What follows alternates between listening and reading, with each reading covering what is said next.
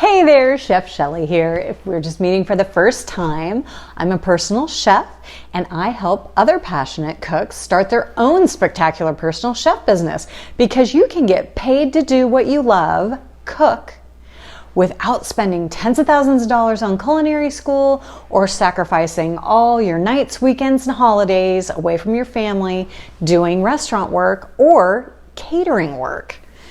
So today, I'm going to get a little ranty. It's going to be a little tough talk today, so hang in there. I'm going to talk about the real reason that you haven't started your personal chef business yet. Really, there's not always a lot of things that are holding us back. As a matter of fact, there are 3 things I hear all the time as excuses for why people aren't starting.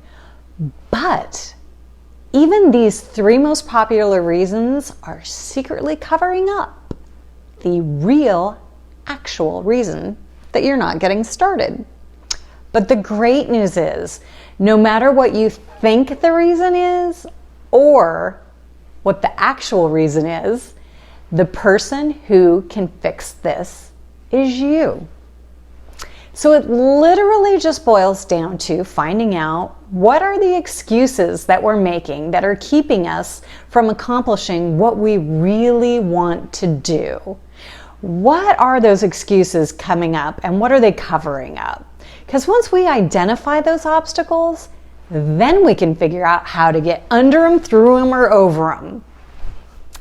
So when I ask what is the number 1 reason that you haven't started your personal chef business yet, if this is something that you've been thinking about for any amount of time, the number 3 reason I hear is that it's not the right time. I hear things like, I've got a lot on my plate right now. I just don't have time right now. You know what? When this is over, I'm totally gonna get started. When this happens, then I'm gonna start.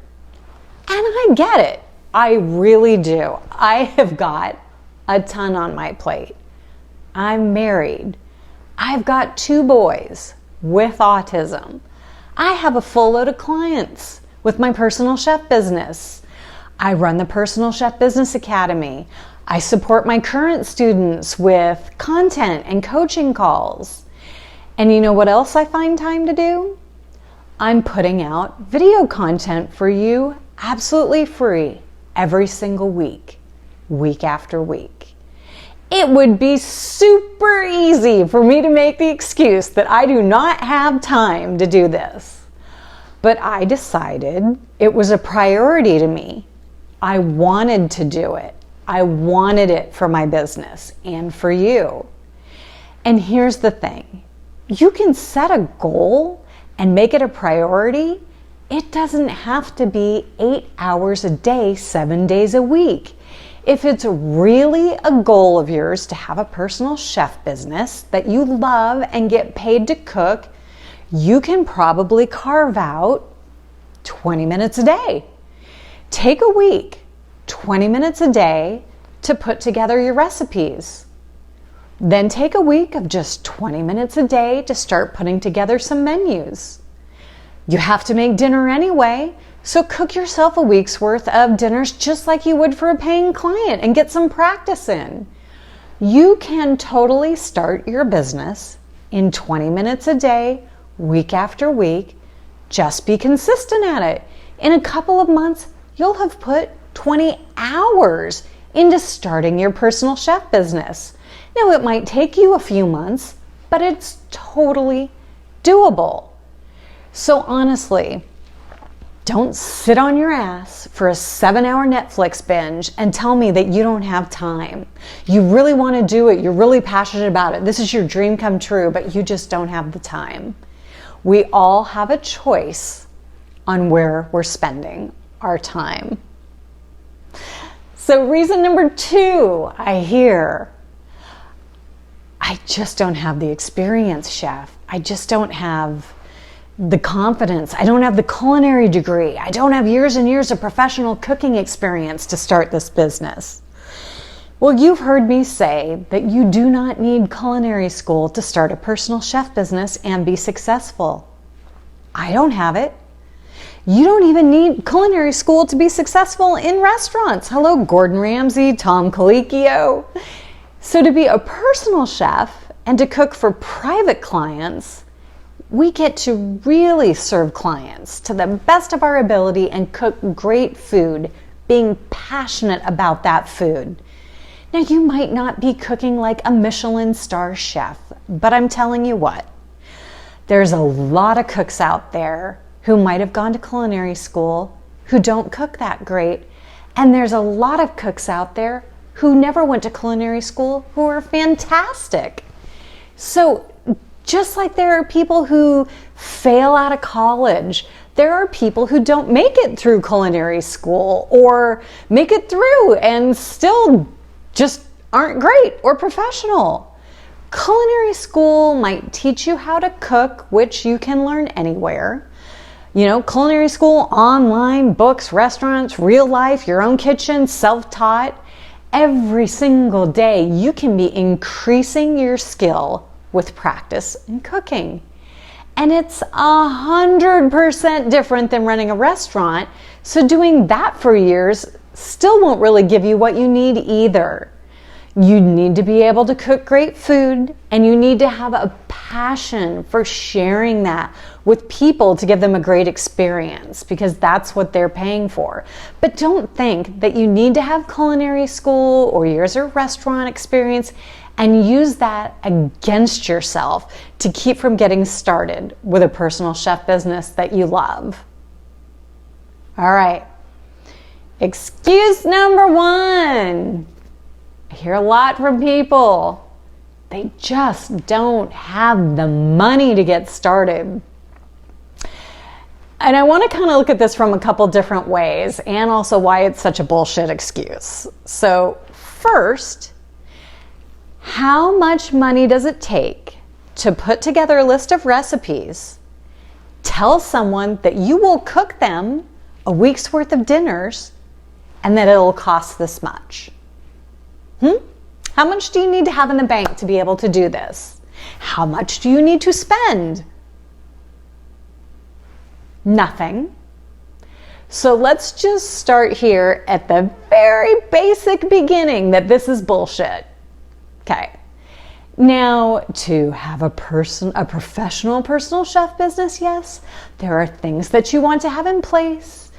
Business, paperwork, entity, insurance, minimal marketing stuff. So at its most basic level, the investment could be a few $100s. So let's take a look at that for a minute, shall we? So what was the last thing that you spent some side money on? Now, not basics. I'm not talking rent, mortgage, food, gas. I mean other things. Like, where are you choosing to spend money? What's your poison? Is it clothes? Is it tech and the latest iPhone? Is it going out to restaurants every night? Is it concerts? Is it daily lattes? Whatever it is, whatever you're spending money on. You know, when you spend money like this, it's spent and there's no return. Those things have a cost and then it's gone.